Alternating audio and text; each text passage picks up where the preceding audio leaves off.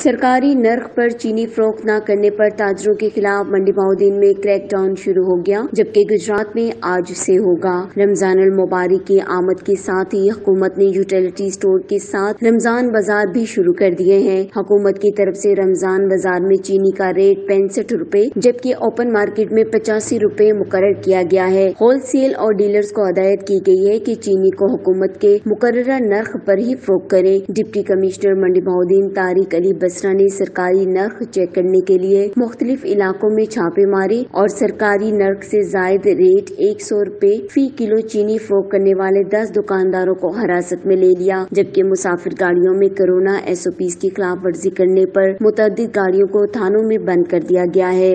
Talat Mahmood, Chenab news, Mandi बहौदीन।